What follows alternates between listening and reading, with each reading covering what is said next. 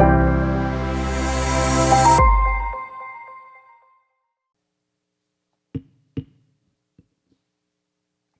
evening. Welcome to the Jefferson County Board of Education regular meeting on Monday, December 12th, 2022. If you please join me for the pledge. I pledge allegiance to the flag of the United States of America and to the republic for which it stands, one nation, under God, indivisible, with liberty and justice for all. Before we start tonight, it seems that we have lost a member of the Jefferson County Schools family, Mr. Clark Dixon. He was a substitute for us. So if you would please just join me for a moment of silence.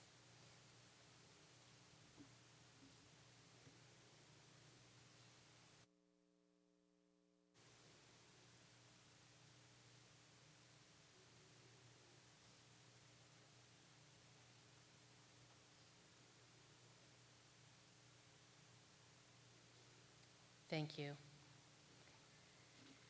This evening we have Delegate Wayne Clark here and Mrs. Judy Marcus. If you would please both join us at the podium.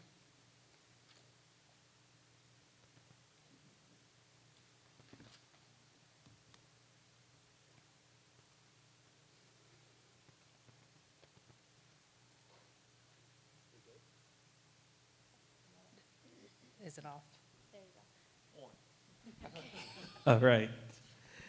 Well, Ms. Marcus, on behalf of myself, the House of Delegates, and our wonderful governor, I'd like to read this for you. Dear Principal Marcus, congratulations on a local economic development assistance grant you have been awarded by the West Virginia House of Delegates. Please find enclosed a check for $14,000 as requested by the West Virginia House of Delegates to be used for the purchase of a sound system. If you should have any questions, comments, or concerns related to your grant, please contact West Virginia House of Delegates Finance Committee. Thank you for your commitment in doing great work for the state of West Virginia. Sincerely, Governor Jim Justice. Thank you, sir. We appreciate it. We You're appreciate welcome. all your help and all your support. Mr. Clark has been a supporter of our school for a long time. Both his daughters come here, and we're always happy to see him. You may remember that he reached out as a business owner and hosted our new teachers this past August. We do appreciate all his support, not only Washington High School, but Jefferson County Schools. So thank you very much, sir. Thank you.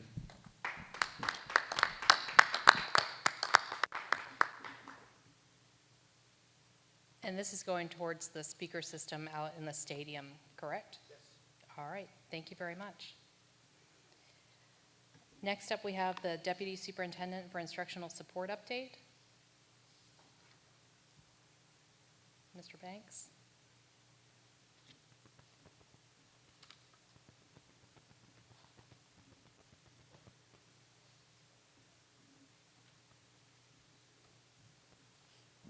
Good evening. I'll start off tonight with giving a few updates.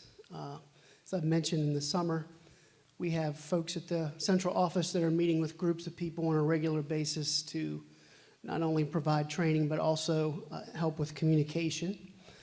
Just a couple highlights there. Our assistant principals meet monthly. The agenda is largely driven by what they would like to learn more about, both in their current role and also in future role as principal. So they've been learning about the hiring process, special education, finance, and then a project that Mr. Silver shared with them and challenged them this time is to seek out and look for additional ways to help with teacher morale in their building. So they're kind of have a competition on who can do the best with that. Our new teachers, classroom management is obviously a big part of what they are being trained in, and that's ongoing. Our instructional model, and then recently, formative assessment, report cards, parent-teacher conferences, those kinds of topics. Also, our interventionists, the big part of their training and discussion has been on the West Virginia tiered system of support and what that looks like in each school. Next up, I wanted to mention to you that tomorrow, the National Blue Ribbon Panel will be at C.W. Shipley, interviewing students and staff and administration. So congratulations to that staff for being named a National Blue Ribbon School. Next, I just picked out one, but there are many. It's really good to get back to competition and have our kids out and competing and traveling across the state again. So our West Virginia History Bowl is just one of those examples. Our students are back in competition, and their county competition for the middle schools is January 25th. The JCS Calendar Committee has met once, and they will be bringing 4 different options to the board for consideration.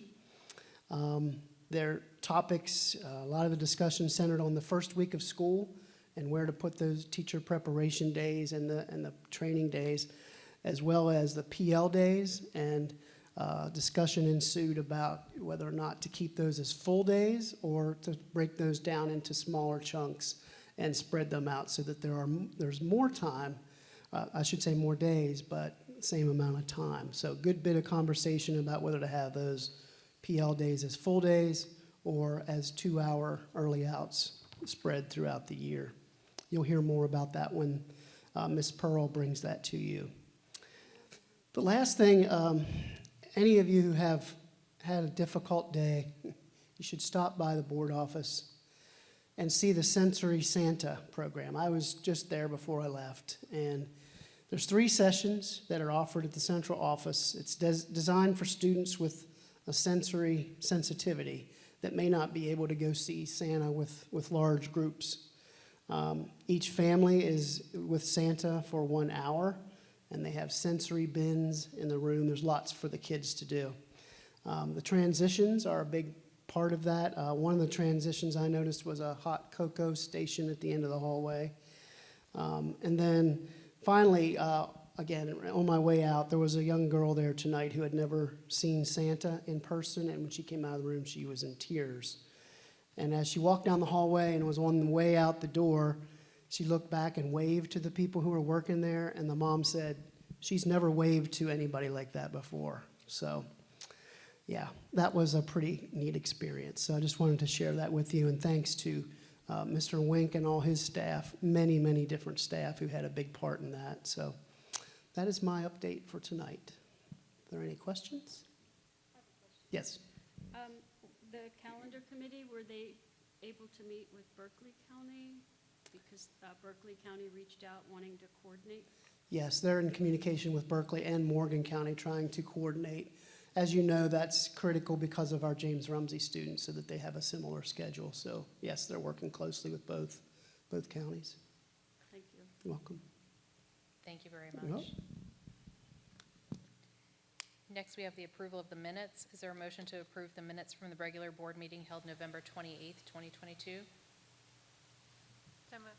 Thank you, Ms. Ogden. Is there a second? I second it. Thank you, Mr. Osborne. Any questions or discussion? All in favor of the minutes from November 28th, 2022, say aye. Aye. Opposed? Thank you. Next, we have citizens' comments. Just a reminder that all speakers are limited to 3 minutes. Speakers are prohibited from making negative or derogatory comments using a name or position by which an individual can be identified. Comments may not be threatening, profane, vulgar, or abusive, or the speaker will be required to cease his or her comments. First up, we have Bobby Block, followed by Terry Thordson.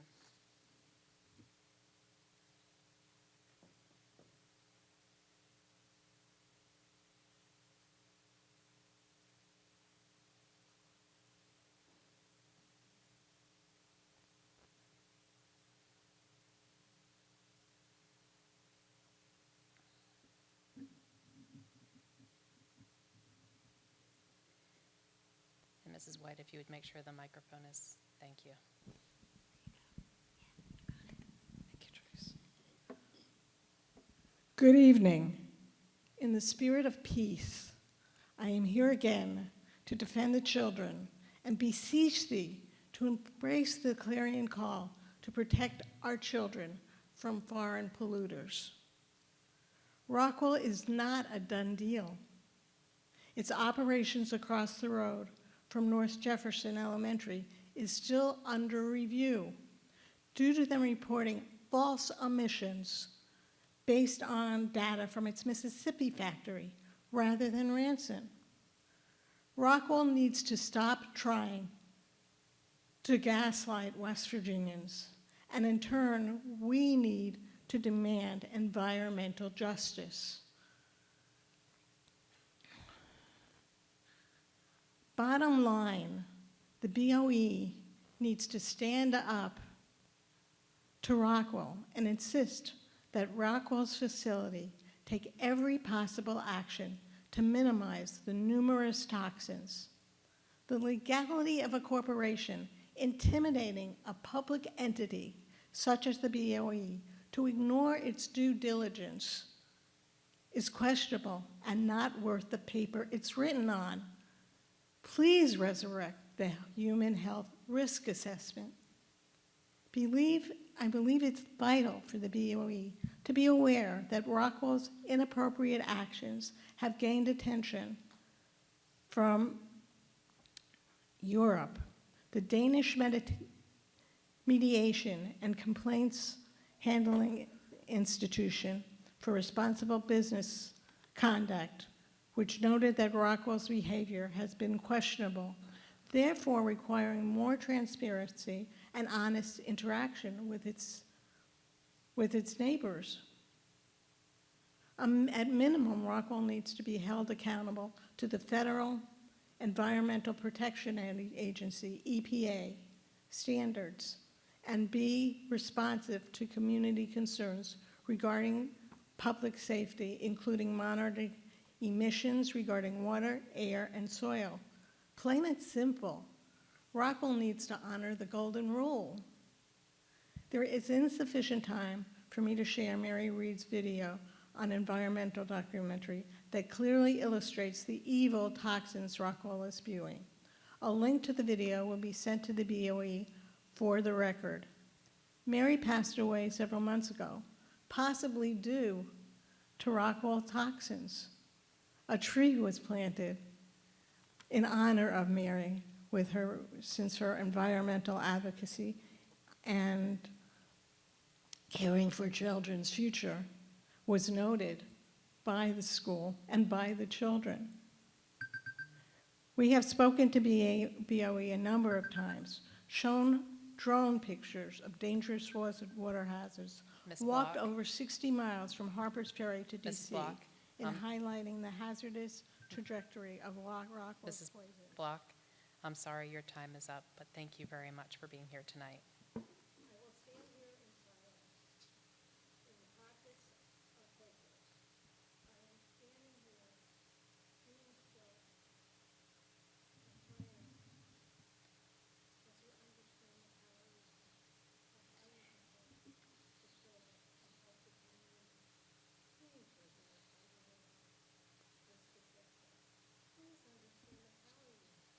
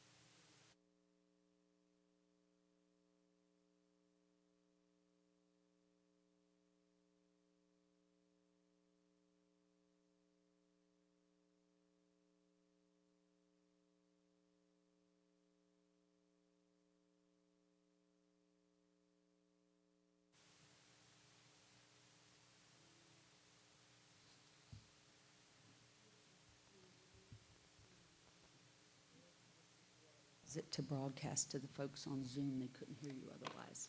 Okay. Just hold it like that. Yes, ma'am. Thank you, ma'am. Thank you. Hello, my name is Terry Thorson. I'm speaking for myself and my spouse, Jeffrey Bannon. We live on Shepherdstown Pike and are homeowners impacted by the proposed water and sewer lines. You should know we are opposed to the proposed easement on our property. I was visited by Ms. White a week ago. Ms. White stated the school would like us to agree to a water line on our property 7 feet from the road with a 15-foot total easement. Initially, I was open to the idea.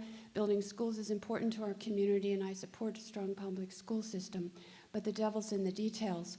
It turns out that the proposed easement on our property is at least 40 feet from the road. The water line is drawn at 30 feet from the road, and that includes a sewer line or force main is also part of the project. We have an old property. The school's water line as proposed would run between two enormous old tulip poplar trees.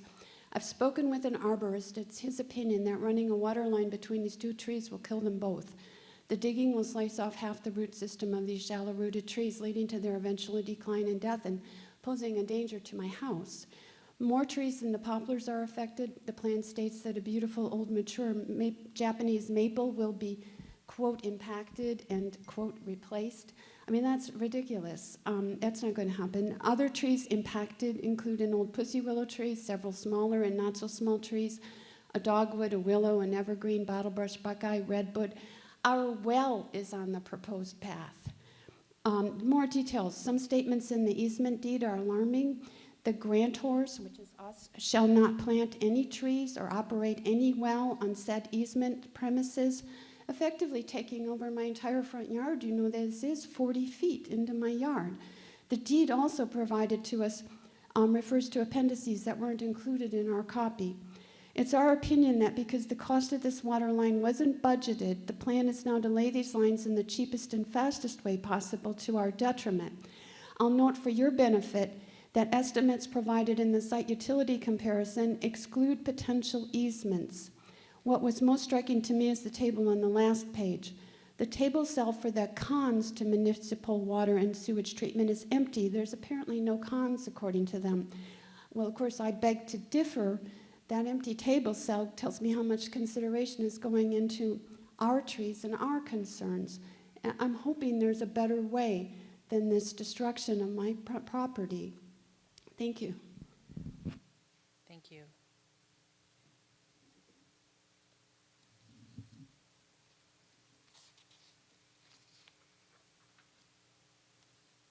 Next, we have the consent agenda. I'd like to make a motion to remove number 22 for discussion.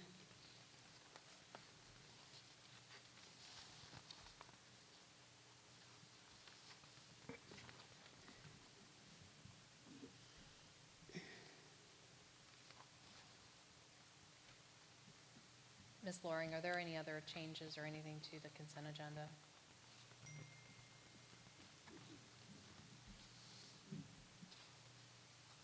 No, there are no changes noted on tonight's agenda for personnel actions. All right. Is there a deletion on number 23 that I saw late, but it's not showing on this, but I think I saw it on Board Docs on my computer, but it was too late to change. Yeah, no, I didn't see it on this one, so I was going to pick it up for the next board meeting to rescind, but if you're willing, we do have line 23 where it was shared with me that that individual has rescinded making that change and is withdrawing interest for that transfer position. And so, yeah. Yeah. So if it's the will of the board, and since I am aware of this late change in decision to strike line 23 from the recommendations due to a change in accepting that position. And that's for Misty Orndorff, correct? Correct. Mm-hmm. Okay. So currently we have a motion to approve the consent agenda, removing number 22 and deleting number 23. Is there a second? I'll second that. Carmen Bratton. Okay, thank you, Ms. Bratton. Thank you. So we were removing that for discussion. We're removing it for discussion. All in favor of approving the consent agenda, removing 22 for discussion and deleting 23, say aye. Aye. No.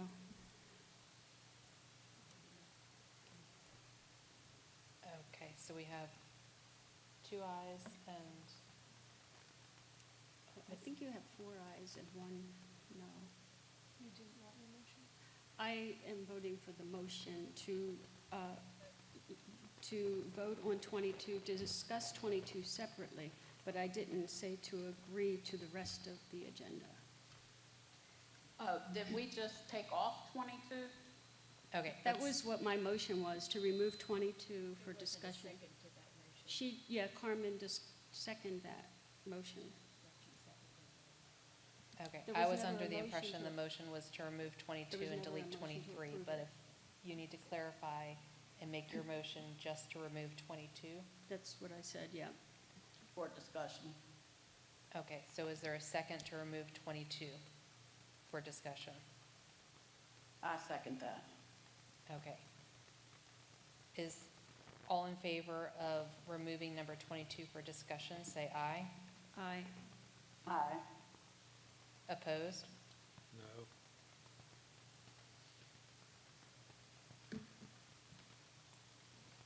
I'm a no. Ms. Ogden, did you vote? Yeah, I mean, I'm fine to remove for discussion. We're going to vote one way or the other by the end of the evening. Okay. So now I need a motion for the consent agenda that does not include number 22 and deleting number 23. So moved. Thank you, Mr. Osborne. Is there a second? I'll second that. Thank you, Ms. Bratton.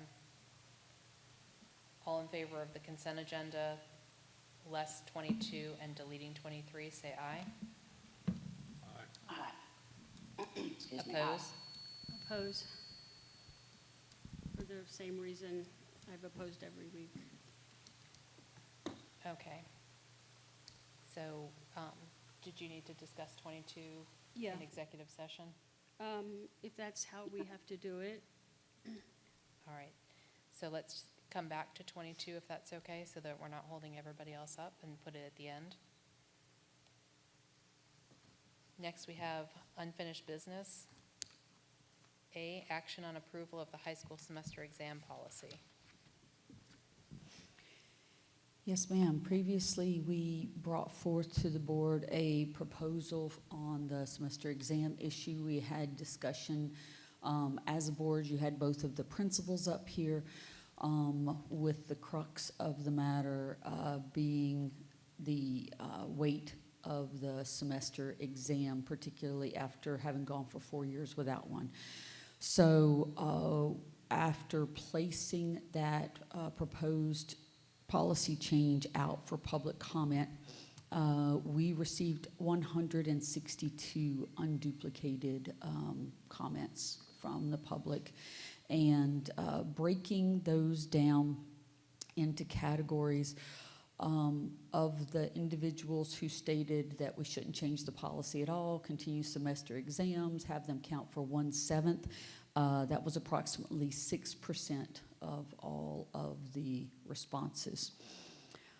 The remaining responses were divided into 38% who said, I agree with 10%, or I agree with 10% or less, and another 56% who came in with some version of either I don't believe you should have semester exams at all, or I think this is unfair to children, or post-COVID you need to have some sort of phase-in policy, or they had other policy suggestions like you need to mandate study guides, or you need to have some sort of leavening process because you can't guarantee that all these teachers are at the same place in their curriculum.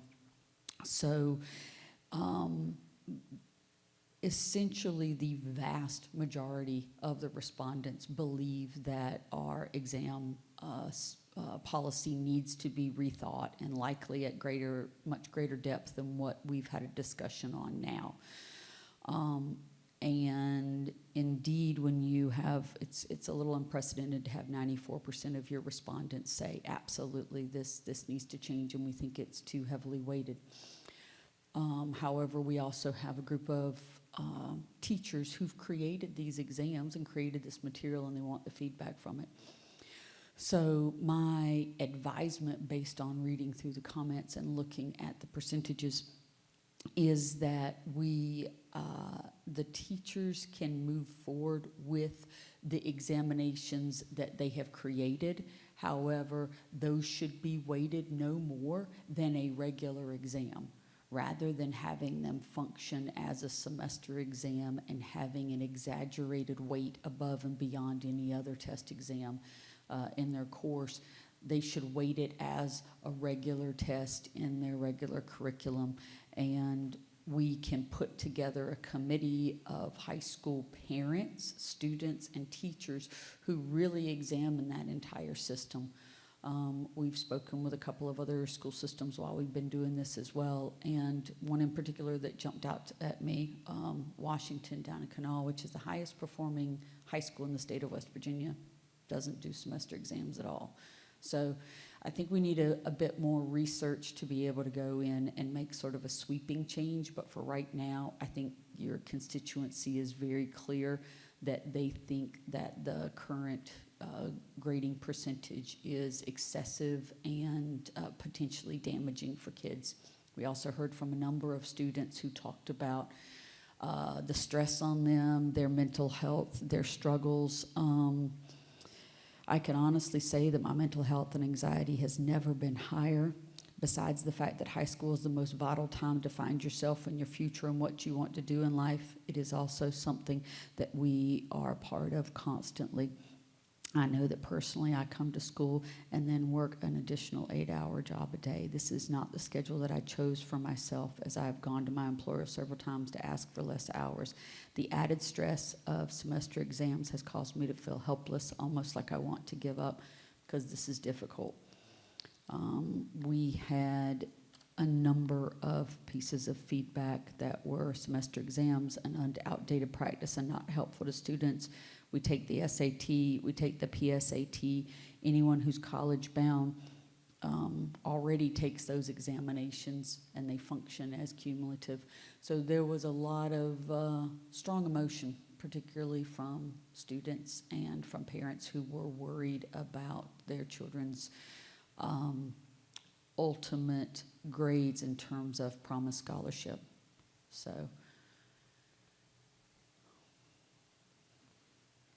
Did the principals, didn't they represent the teachers and staff when they spoke? And how many employees are in those schools? How many teachers are at Jefferson and Washington that were represented? So that's an interesting way to ask that question. Both of the principals stated that they represented the teachers in their schools. Now, I don't think any school is a monolith. We have things in here from teachers who said, yes, I think you should do this, and things in here from teachers who put their names to them that said, no, I don't think that you should. I can't stand here and tell you how large a percentage of each school the principal represented their viewpoint. I think you always have in schools people from varying viewpoints, and I can't tell you that they took a vote. I don't believe that they did. So I can't tell you what percentage of their teachers. I only know the outcomes of the teachers who chose to weigh in on this policy.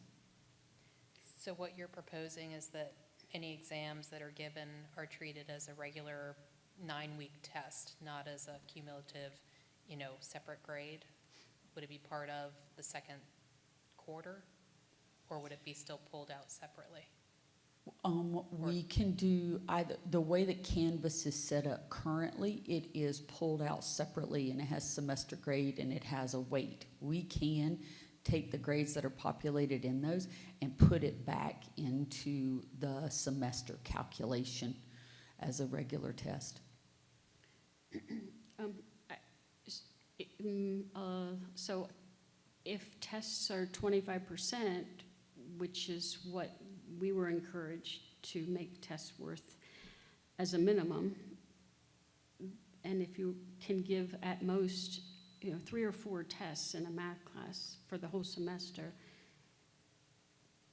10% would turn out to be maybe a lot easier for the student, because some teachers only give 2 exams, and if this test is worth, it would end up being, combined into be 25% of their grade. So I don't know that this is a solution that would generally be favorable to students. I think it sounds like definitely it should be revisited, but waiting until a week or two before people have been studying and people have been preparing and believing that the test is coming, to suddenly change it, I don't think that's advisable. I don't understand why it's come down to the last minute to think about changing. I mean, I think that we should really have an advisory committee and think about it, have all the stakeholders involved, student representatives, teachers, parents, and come up with a clear policy. But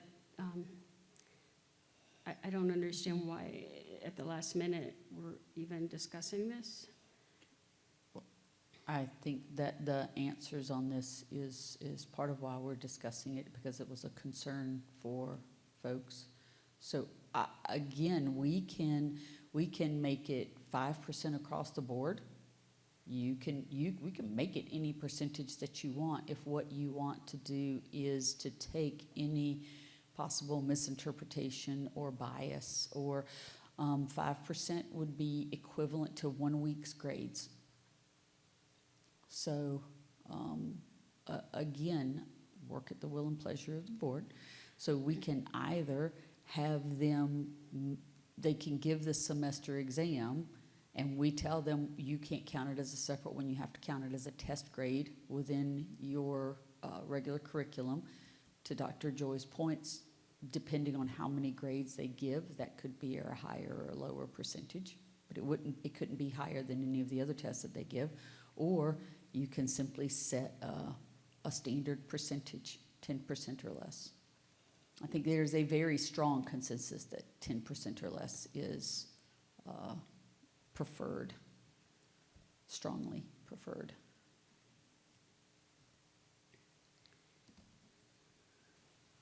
And again, 10% is still 2 weeks worth of grades.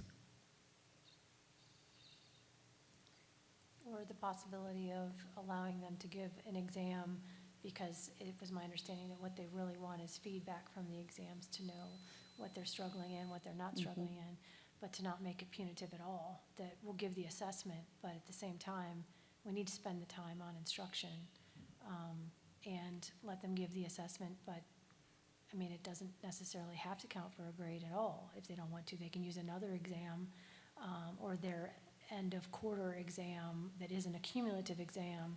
The teachers can have whatever options that they want there. But at the end of the day, I think it's clear there does need to be time and effort spent on a policy that makes sense, that's not punitive, that does build and strengthen students, as well as give staff the information that they're looking for so that they know where they need to head towards next quarter to move students and to move the needle in the right direction.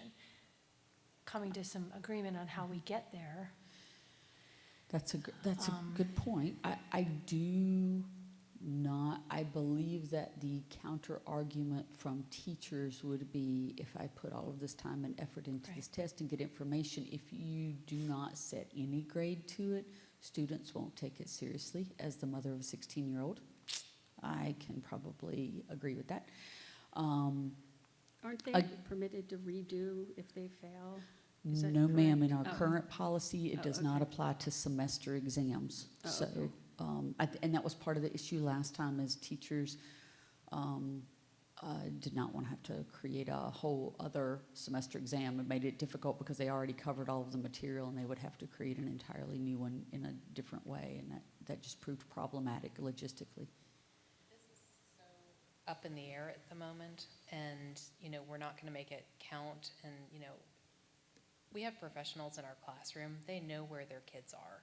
I mean, they've got grades, they've got homework, they've got tests. I personally would not feel good about making a teacher make an exam, administer an exam, do a study guide, stay after school for the study sessions, and then grade the exam. I mean, that's a whole nother issue, to not count it.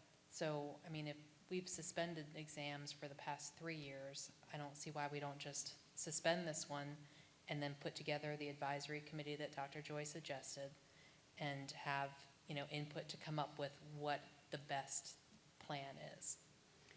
Well, I make a motion to make the exam worth 10% and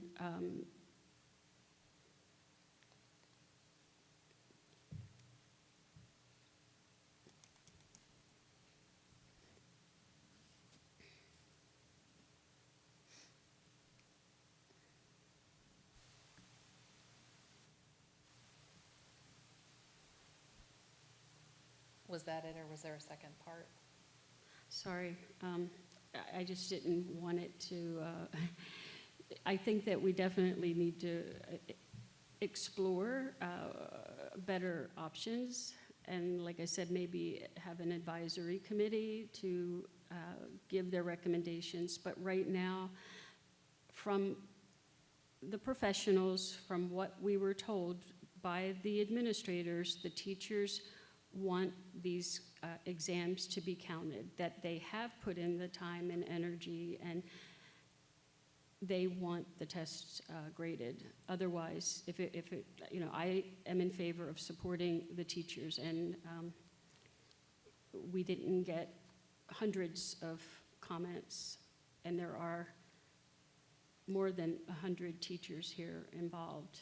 So I suggest that we go with the teachers and keep the exam at least this time, and look into these advisory committees, not just for whether or not we should keep an exam. So that's the long answer. So did you just put a motion on the floor? I did a motion to keep the policy the way it is that we put out for comment, and at 10%, make the exam worth 10%.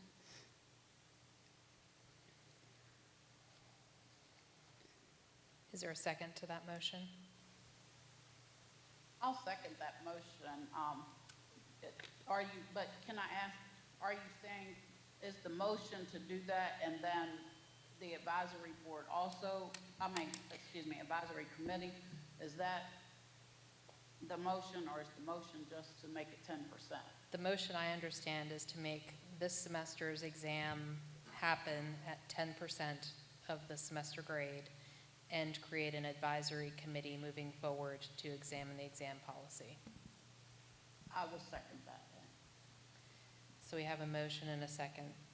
All in favor of having exams Can we have count? discussion? Oh, yes, ma'am. So I guess my issue with that is that we are then saying, we definitely disagree that this is going to be a good idea, and we want to look into it, and we probably are going to revamp the whole thing, but we're going to go ahead and do this and then deal with all the consequences and all the grades and all the students and all the parents, and no matter what happens, we're just going to deal with it, even though we know it's not a good policy.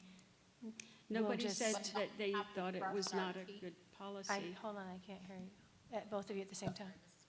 Don't we have to trust our teachers that they know what they need for their classrooms, though, and our principals? who Well, spoke and I with- hear what you're saying there, but on part of those comments that we received back, it was from also teachers who disagreed with that, that obviously felt like they weren't represented And so they made public comments so that they could be represented.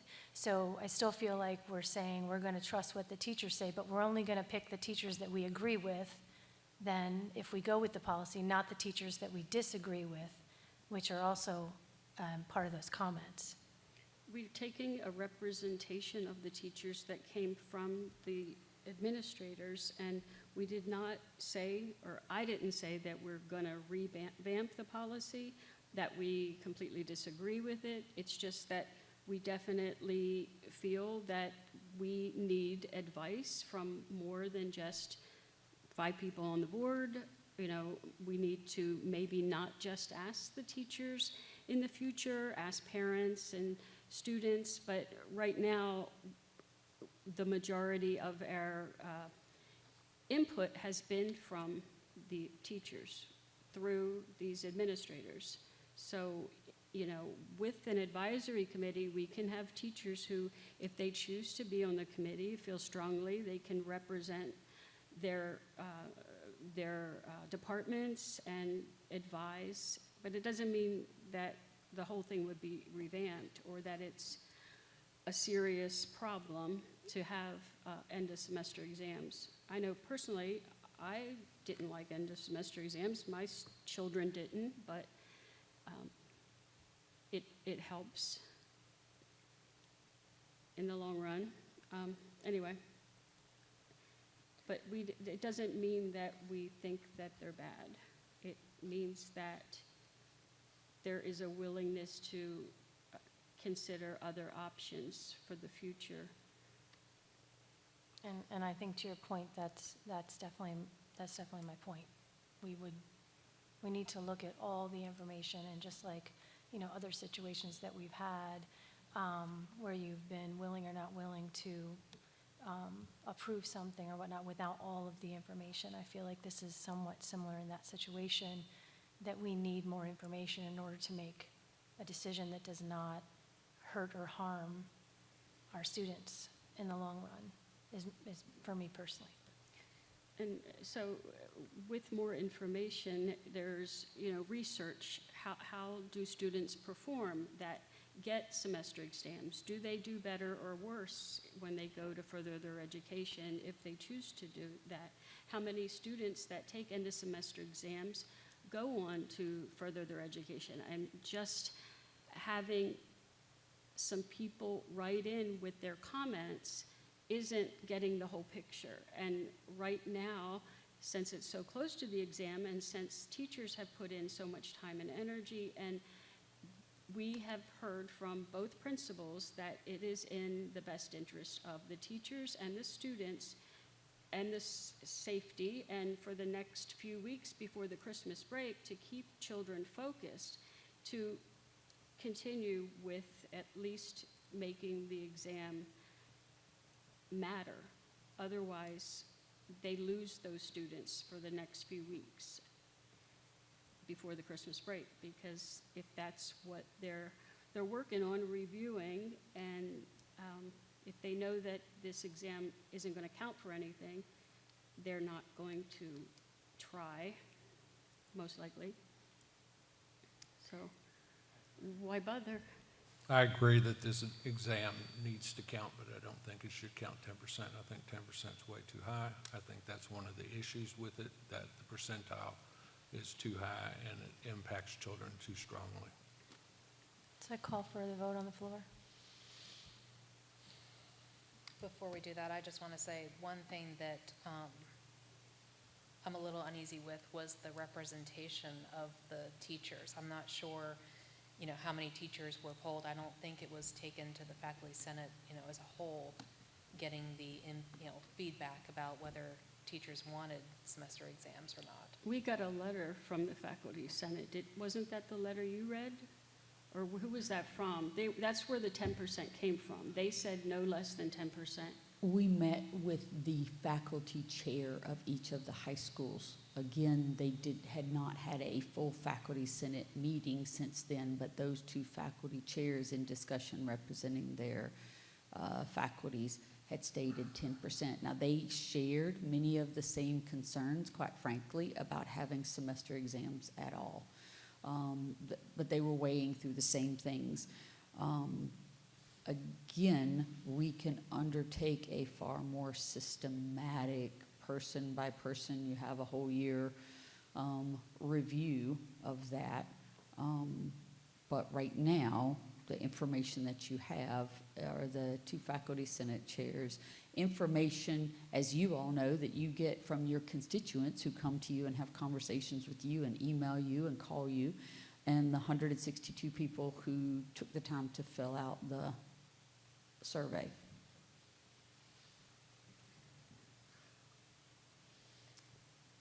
All right. Mr. Osborne, I would like to ask, you said 10% is too high. What percent would you recommend? I would think somewhere between 3 and 5%. If we're going to put that down lower, I think that it has too much of an impact on students' grades, just one test at this point in time. And the other thing is, these children haven't taken a test of this type for several years as well. 75% of them have never taken a test like this.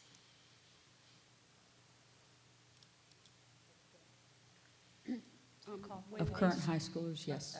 Well, I mean, 100% of the ninth graders who originally started high school hadn't ever seen it either when they first started semester exams. I mean, my children, when they started ninth grade, they had never taken semester exams. So that's what happens when you get to high school. You take these semester exams. You haven't had them before, but at some point you do. And you don't wait till you go to college to start realizing that maybe 2 tests, determine your whole grade. At least that's not the way it is right now in high school. There's, plenty of other grades, warm-ups, classwork, homework, regular tests. And again, the taking of a semester exam, I do not think that there is an issue with the instructional value of a semester exam. So the act of physically taking it, the information that's gleaned from it, all of that is separate from the weight of the test. And when do you need to have this finalized? We're asking for the board to have a vote tonight. I'm just wondering if, since it from my perception, when you presented this to us, I got the idea that you were saying that these 2 faculty senate chairs, that they were representing the faculty senate. So when I heard that, we have the faculty senate and we have the 2 principals saying that the teachers want this and that they're wanting 10%, it sounds like that's not what you're saying now. I am saying that each one of them in their capacity, that is what they conveyed. I am saying that I did not directly go out and poll every single teacher myself, so I don't have a 1-to-1 ratio with all of the teachers. I also can say from having read through this that there are teachers who said, hey, I think we need to go back to 1/7, and there are teachers who said, hey, I don't like giving semester exams. I don't find them instructionally valuable. I wish that you wouldn't do them. So, nobody is a monolith. We go to people who are representatives. If what you want is for us to go to every single teacher individually where I can verify that they've been heard and that it hasn't been filtered through someone else, we can do that. That takes time and it takes staff. So, we can go back and do that. Again, to your point, you can still have semester exams. They still have the exact same instructional value. You are simply trying to make a decision about the weight of their effect on a child's grade. At this point, that's all you're making a decision about. I'd like to call for a point of order and call for the vote Call for for the question. motion on the floor. Question. All right. So the motion on the floor is for semester exams to happen and be weighted 10%, and an advisory committee created to look at them in the future. All in favor, say aye. Aye. Aye. Opposed? No. And I'm a no as well. Okay. So is there another motion regarding exams? I'd make a motion that we have the semester exams as staff decides if they want to have them. It weights no more than 3%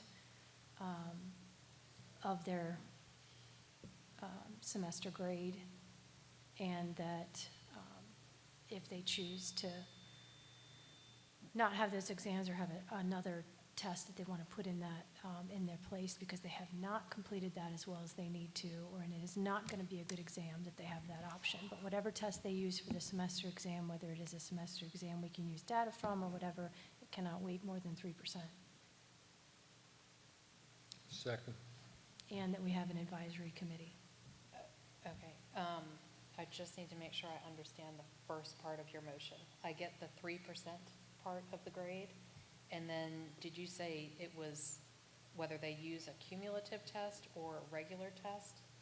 Or- Correct. Okay, so the teacher has the choice of using whatever test they want. Correct. At this point, until we get a handle on what they actually need and that we know that they're done well, some teachers have done them, they've done well, they've done their homework, they have the study guides done, they're prepared, and others have not been in that same position, and I don't think that that's fair either to put that pressure on them or have them grading all those exams through Christmas break. So I think to give them the option so that we're better prepared is the best way to go. Whatever grade they decide to use, it can't weight more than 3%. Okay. So the motion is to allow teachers to have the professional option to choose whether they want to give a cumulative exam or just a regular test. And it is not to weight more than 3% of their semester grade. Correct. And create an advisory committee to look at the exam policy moving forward. Correct. And what about the mandatory study guides? Are those still, If you're going to do a semester exam, you have to have a study guide. okay, so if it is a Because they're cumulative prepared. exam, they must have a study guide. I just want to make sure we're covering all pieces of it.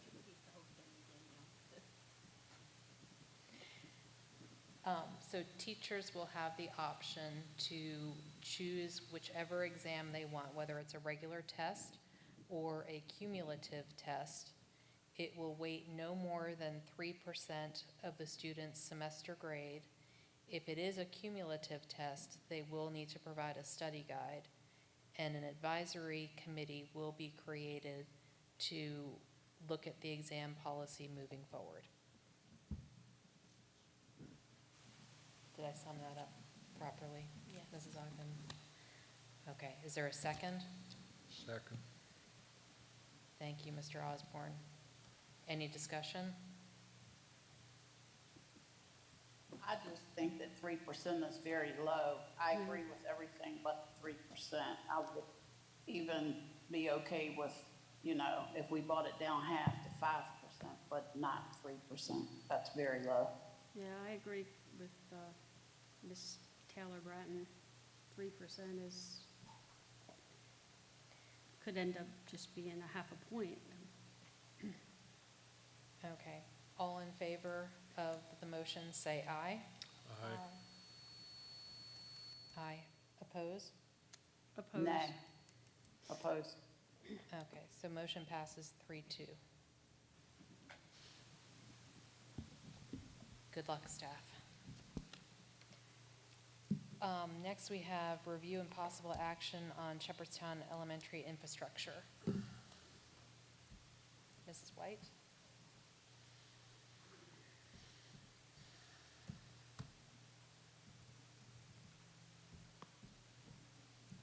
Good evening.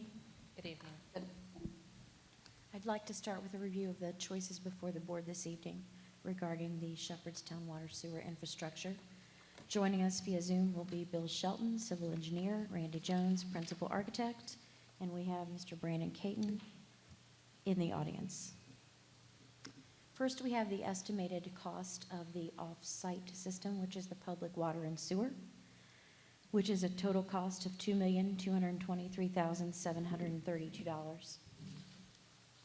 The cost of an on-site system for water and septic tanks is $1,705,000. If you choose this system, it will save on the project approximately $518,732. An update of the status of easements. We do have 17 homeowners involved in easements. Last time I said 16 because one involves a homeowners association, so they're going to have to be asked separately than the homeowner. So there are 17. Owners have been provided documents requesting an easement, which show exhibits of the work to be completed. 2 of the properties listed are in the process of being sold, and I've contacted the realtors involved in that. To date, 1 owner has signed the easement. 1 has expressed an unwillingness to sign an easement.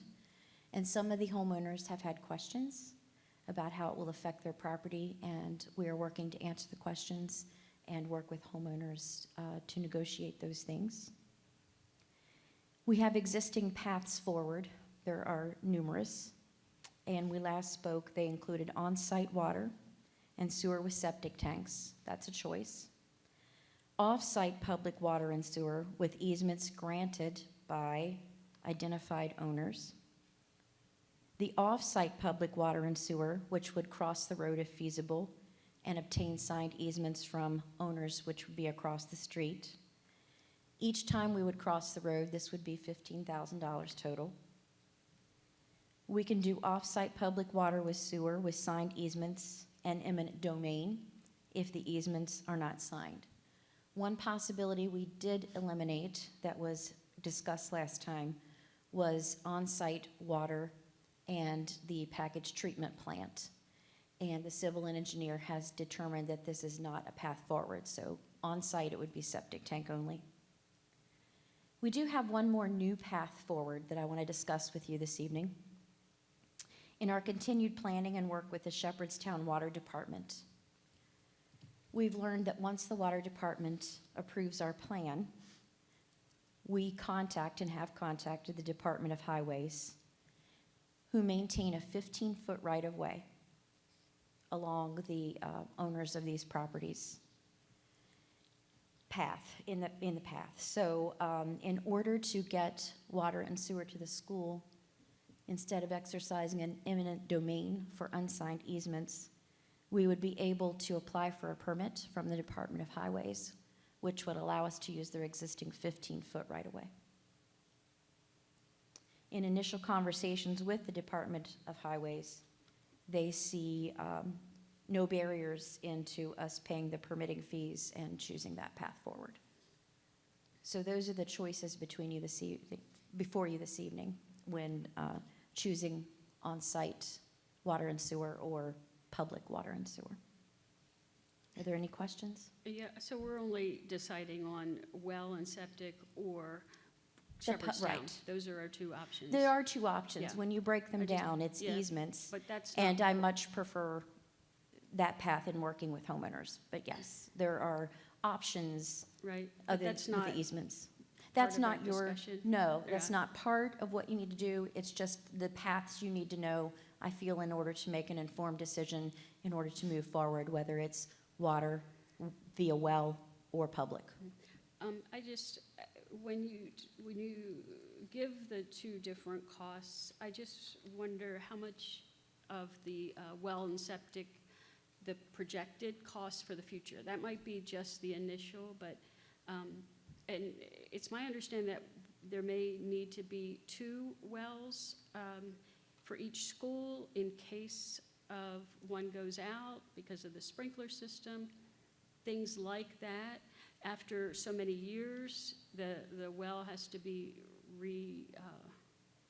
The costs that I put before you this evening are just the construction cost and the Right. engineering costs. Yeah, Mr. so Caton will field it's your hard to question. really evaluate these 2 things because the well and septic requires hours of work once you install it. So, over 5 years, the price may equal out or even less. In the short term, the well and septic on site is the cheaper option, yes. You would not need 2 wells per building though, but what you would need is you would have to have a water tank installed, which that well would then fill that water tank, Okay. and that would be just for the fire suppression. So if there was any incident of a fire, that water tank would then be drained. We have 2 of them currently. We have one at Blue Ridge Primary and one at South Jefferson Elementary, where we have those water tanks. Is this priced in there for water tank? Yes, I believe it is. But the manpower to check the well and So the manpower, manage. yes, so when you have a well, that water has to be tested every single day by a chief water operator, a licensed operator. So it has to be tested every single day that there's more than, I think, 5 people in the building. So there is labor costs there. There's costs to have the water tested. We have to run it to a testing site in Martinsburg. So yes, there is man hours there and labor involved. And same with the septic. I mean, you have to have your septic tank in a school system pumped once a quarter. So we pay to have those pumped every 9 weeks. We have to send those permits and all those records to the DEP. So there are other fees tied with it, yes. You would have the septic percolation fields just like a homeowner type of, Yes, sir. Just like CW Shipley. Okay. I mean, we have multiple buildings at the moment that are still on a traditional septic system. We Okay. just have to have certain permitting, and we have to work with the DEP and the local health department. Well, it just, I don't see that financially it is really any cheaper after maybe 5 years. I mean, I haven't done the calculations, but I can see that the well and septic could be more costly and more problematic. We would be responsible if anything happens, whereas if we go with Shepherdstown, they're responsible. And That is correct, yes. When you are on public water and sewer, if there is an issue with that pipe, they are then bound to fix it. We would only be bound to fix anything from where we tie into that pipe back to our building. When it's a well and a septic, we are completely liable. And it's my understanding that should we go with Shepherdstown Water, once these agreements are made, the lawyers would go to discuss any possibility of the school system getting reimbursed for some of the water payments. I have no idea of that, no ma'am. Not that I know of. Yeah. From what I that's- understand, if you guys were to vote for the water and sewer and public hookup, at that very moment, once it is inspected by Shepherdstown Waterworks and they accept that, we then would hand it over to them, and they then own the water and sewer line and all the easements. Yeah, We just- that's not what they said in their meeting. They said that the lawyers would negotiate a potential payment. Anybody that hooks up to the pipe, that if we pay for that, that would If a be the homeowner were to lawyers. hook up. Yeah. Okay. Anybody that wanted to hook up, yeah. Yes, so that option would possibly be out there for water, yes. But our sewer is going to be a forced main. So we're going to have a pump station. No one will be able to hook up to that sewer. It would only be us. So the water would be there as an option, but I guess the lawyers would have to hash out whatever reimbursement that may happen. And no resident will be forced to hook up. It would have to be their option and their choice. Is the sewer line the same distance? Yes, ma'am. So the other option, though, you said was that we could stay within 15 feet? Is So- that the other option? The other option is that you would apply to Shepherdstown Waterworks, you would pay their permitting fees, and then at that point, they could then apply to West Virginia DOH underneath their name for us, obviously, to use the state road's 15-foot easement. So the state road owns a 15-foot easement on each side of the road. So. On each side of the white line? Or- Yes, yes. So, and that is reserved for utilities. And there are other, they don't see any issue with it, but again, you never know until you start digging. There could be internet fiber there, there could be anything. But that is what that 30 feet is reserved for, is for utilities. Can I ask when you discovered this other option with the 15 feet from the state? Was this after you had talked with the homeowners? After I talked to Shepherdstown Waterworks, I've been in communication with them almost daily for the last 2 weeks. They offered that, and then I contacted DOH, and of course they said, you know, that is an option. It just, you're constricting yourself, you know, because at that point you're going to have to put the sewer very close to the road, and then water and sewer has to be separated by 10 foot. There is no bending there. So then you're only giving yourself about 3 foot of clearance. So one option would be to run one on one side and one on the other side, but then you're also running into the old stone wall that's there on the other side of Shepherdstown Pike. So there are challenges there, but they did not see an issue. Well, I make a motion to go with Shepherdstown Water.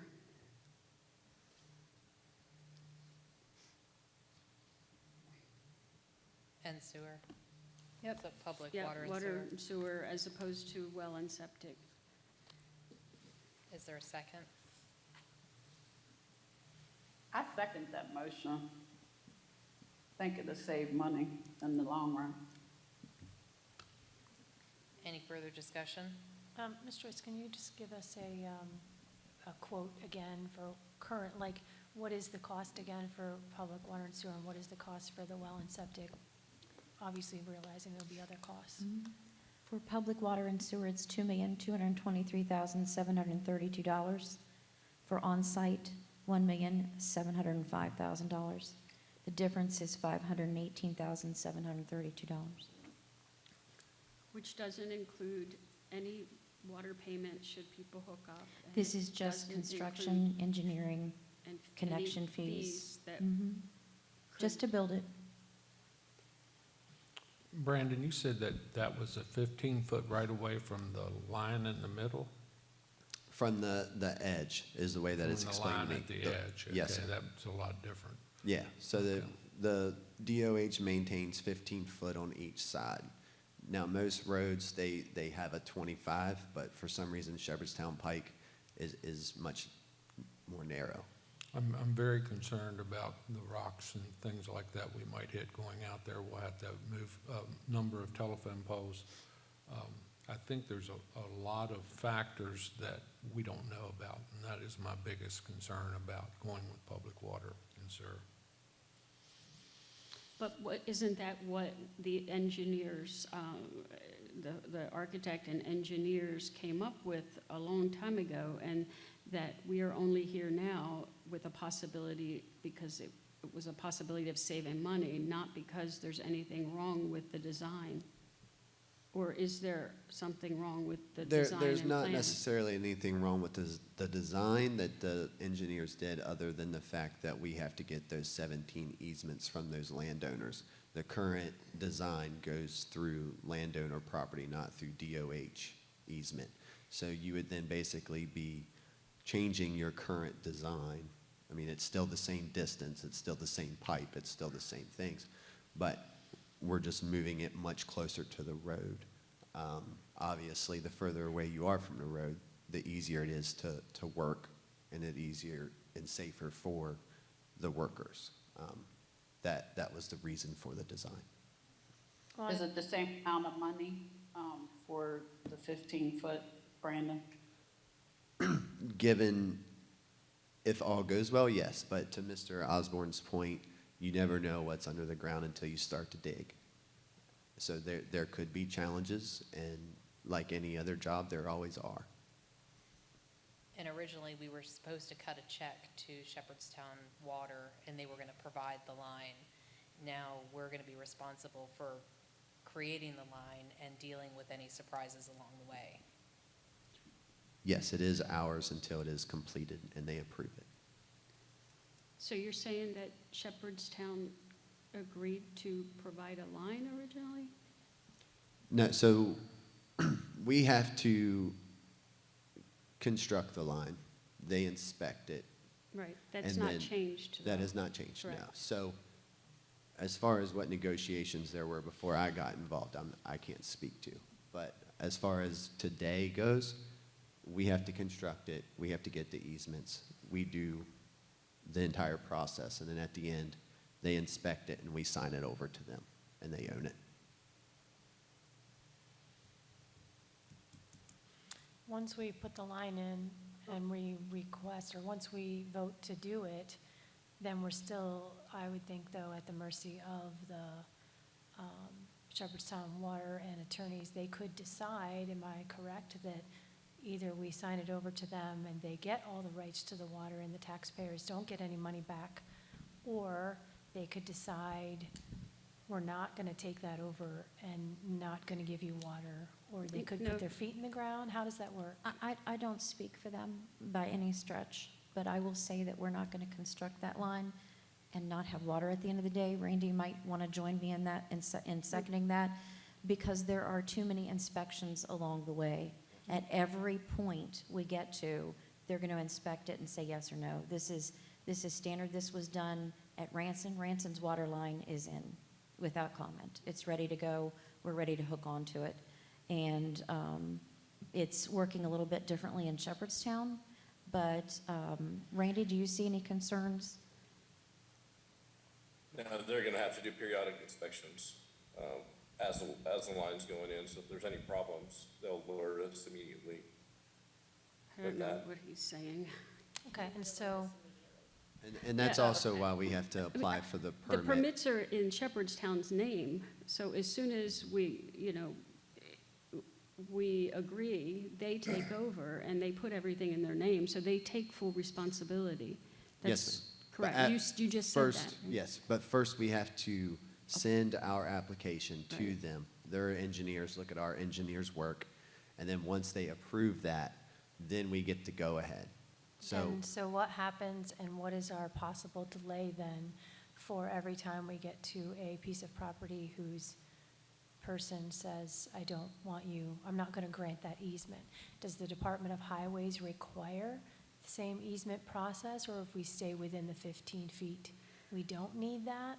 If Or we are- stay within the 15 feet, we don't need that. Okay, but we may need that if we can't fit both of those things in there because maybe there's already fiber optic cable or something So else Bill along there? Shelton, do you have any concerns about staying within that 15 feet with the DOH right-of-way? I know you've done this many times before. The closer we get to the road, the more we'll probably be needing things such as traffic control. They might have to narrow a lane or shut it down or shut down the shoulder in order to do construction. It's a very tight situation going down Shepherdstown Pike, whether we're in the 15 feet or in the property owners. So, this is all part of the process. We have a design, but it's not uncommon to tweak the design as we go, as we talk to homeowners and understand their concerns. It's, as Brandon said, the size of the line is there, all the design is done.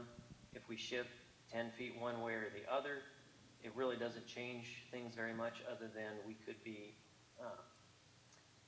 avoiding things that could cost money to restore, or we could be getting closer to the road. It's a process, but it's not uncommon, and I think we're in a good position going forward. We have a design that'll work, and we're just going to tweak it as we go along.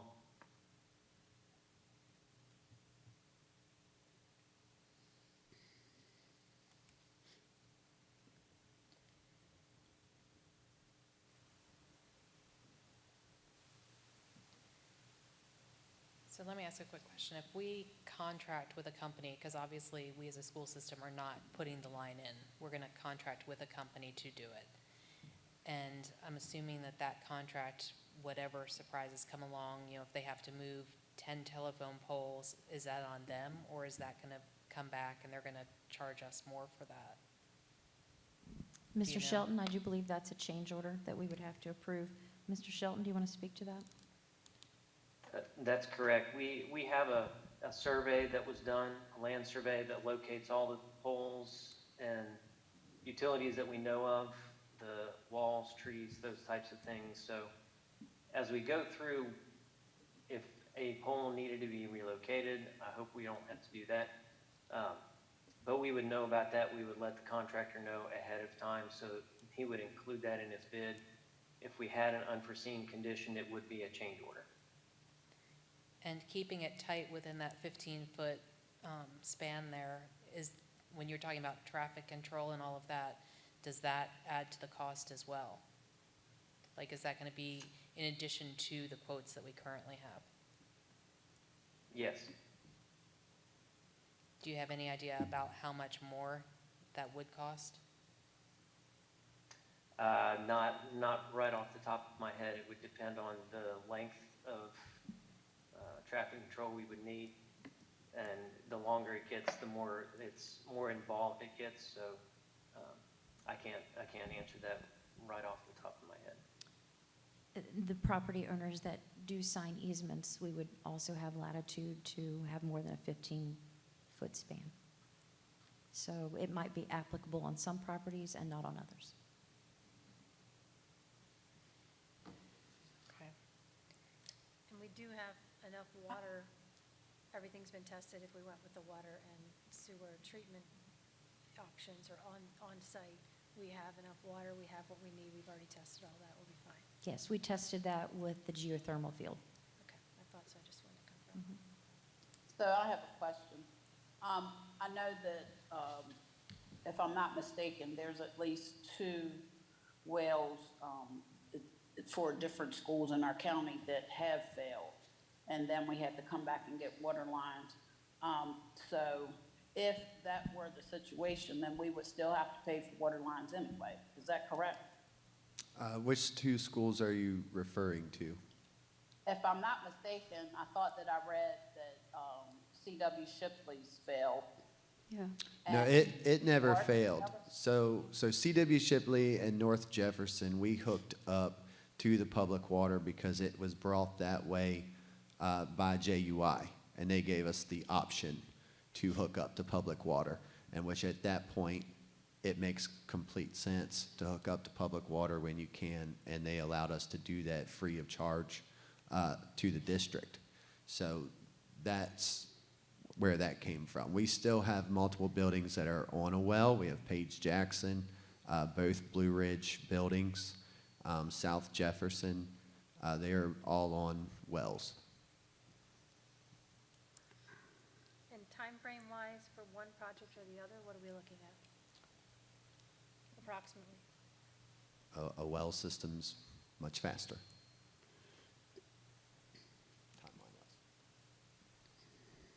Mr. Shelton said timeline-wise, we'd want to start this March or April in order to stay in line with the construction project if we went public.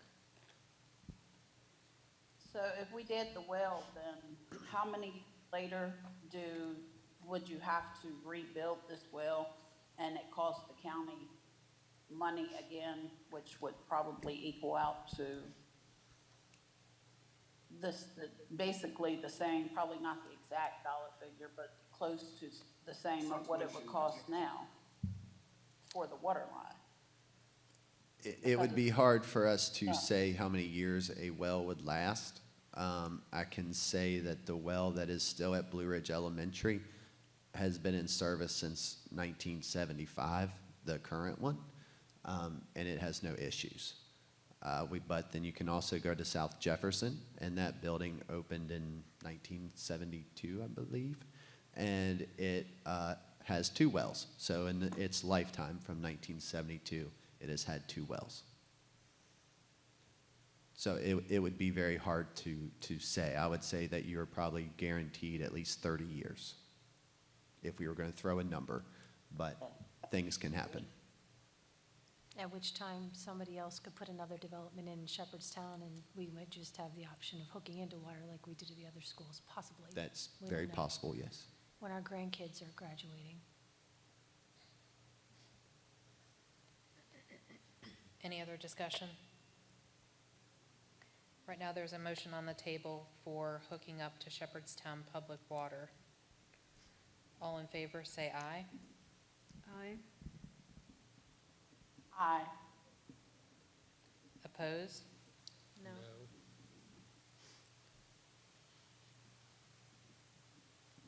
So motion fails 2-3. Okay, thank you. Thank you. Well, now we need another motion to actually get water out there. Is there a motion to put a well and septic at the Shepherdstown Elementary infrastructure? So moved. Thank you, Mr. Osborne. Is there a second? Second. Is it you? Yeah.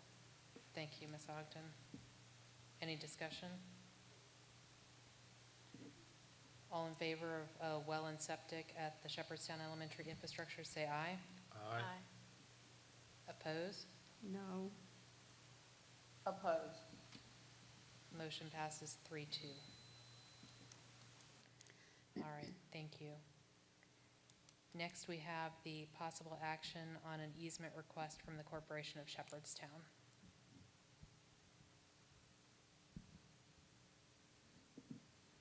We do. The only thing I can ask if you have any questions about it. Since this is not our project, Did we find anything out about the water, I mean, the drainage off of that? Yes. And we're okay with that? So currently, we do not have any standing water issues at this very moment, the way that it is now. So the plan that DOH has submitted there for the sidewalk is stormwater management. What they want to do is catch the water, and what they're proposing is to take our current fence down, which is actually not on our property. It is in their right-of-way.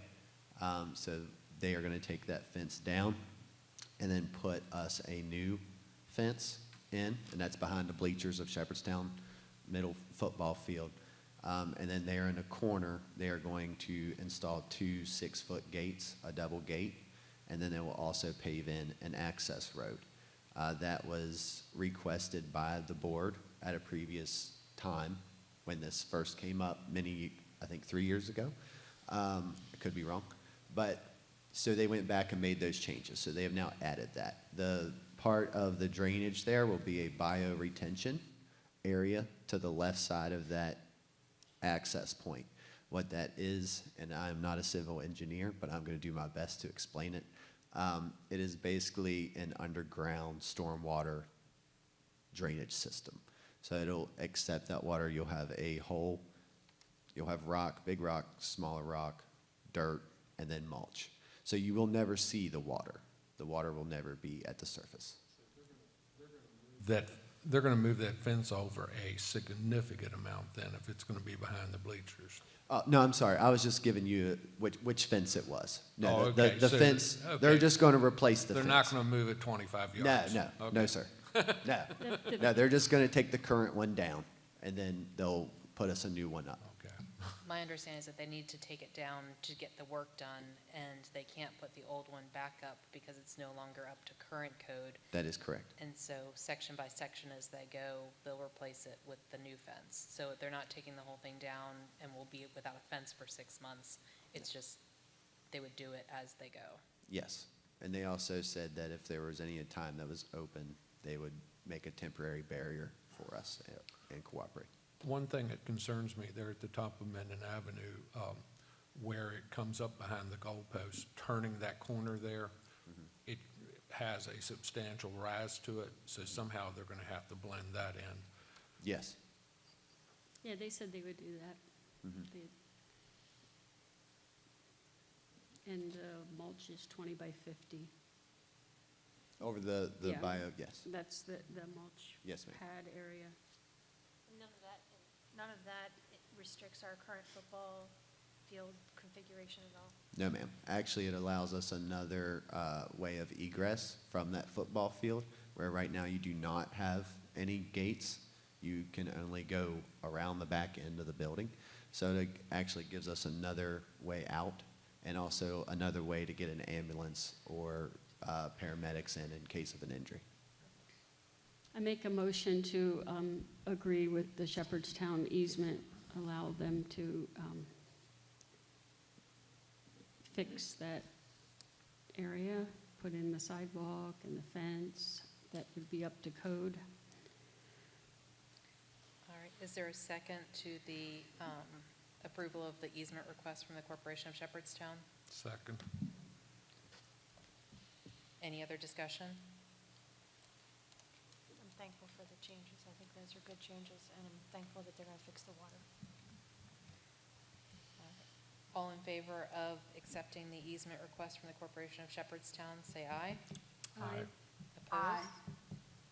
Thank you. Thank you, Mrs. White. You're welcome. Next up, we have action on approval to cancel the December 26, 2022 board meeting due to the holiday. Is there a motion to cancel the December 26th meeting? So moved. Thank you, Ms. Ogden. Is there a second? Second. Thank you, Mr. Osborne. Oh, any discussion? All in favor of canceling the December 26, 2022 meeting, say aye. Aye. Oppose? All right, thank you. Next, we have approval to select a vendor for water treatment and testing services. We would like to go out to bid for these services for the 3 schools, North Jefferson, Page Jackson, and South Jefferson, that are on wells. We're losing our chief water operator to retirement, and there has been none forthcoming in several months, so we're going to have to bid these services. As you heard Mr. Caton say earlier, if there's 5 or more people present, we need to test the water daily. So we're requesting the board's permission to go out to bid for these services. All right, is there a motion to go out for bid for the water treatment and testing services? So moved. Thank you, Mr. Osborne. Is there a second? Second. I'm sorry, I couldn't catch it. Second. Thank you, Ms. Ogden. Any discussion? All in favor of going out to bid for the water treatment and testing services, say aye. Aye. Opposed? Thank you. Thank you. All right, next we have board member comments and committee reports. Mr. Osborne, do you have anything? We do not have an EPIC meeting this month, and I have a 4-H extension meeting tomorrow night. All right, thank you. Ms. Ogden? Just congratulations to the Jefferson cheerleaders who won the state championship. I like that Coach Peck was here and basically said that was going to happen, so that was exciting for them. And first one in Jefferson County, so very excited for them. And just, prayers and thoughts extended to the family of Mr. Dixon. My daughter actually had him as a substitute multiple times, and he was really just a wealth of knowledge and a wonderful teacher. And as a substitute, he will be very, very missed, and I'm sure very, very missed by his family. Dr. Joy? The Cultural Unity Committee, that meeting was canceled again for December, so we're meeting in January. The Jefferson High School FFA won numerous state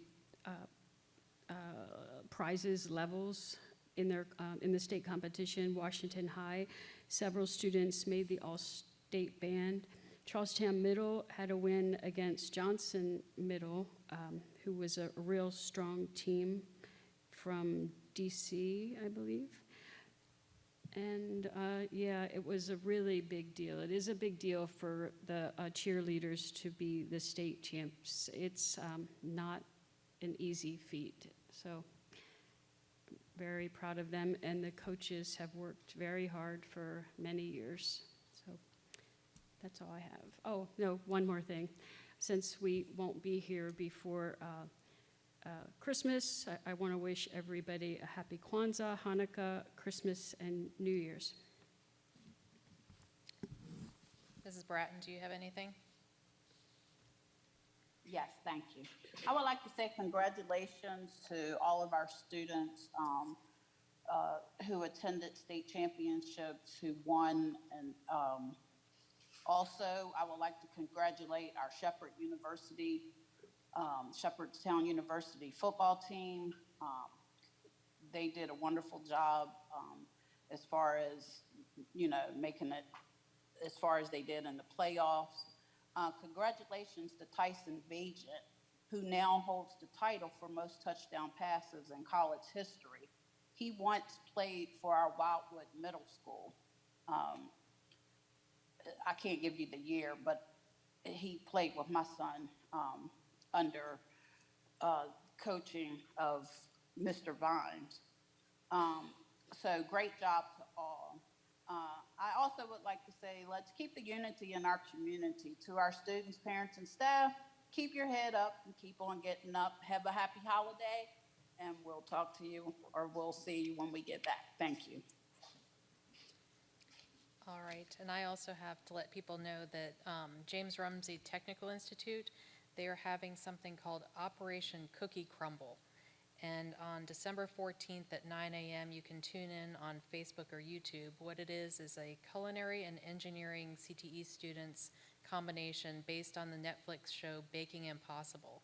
So they're calling it a culinary engineering challenge, and it's I think really exciting for the culinary students to be working with the engineering students to create these robots, and it should be really interesting. There's 9 teams across the state. They're coming up to Rumsey to compete. So if you're, able to watch on December 14th at 9 a.m., I think it should be fun and interesting. Next, we have the superintendent's comments. Madam Superintendent, do you have anything this evening? All right. And then we will have an executive session to discuss number 22 from the consent agenda, and there will be action taken.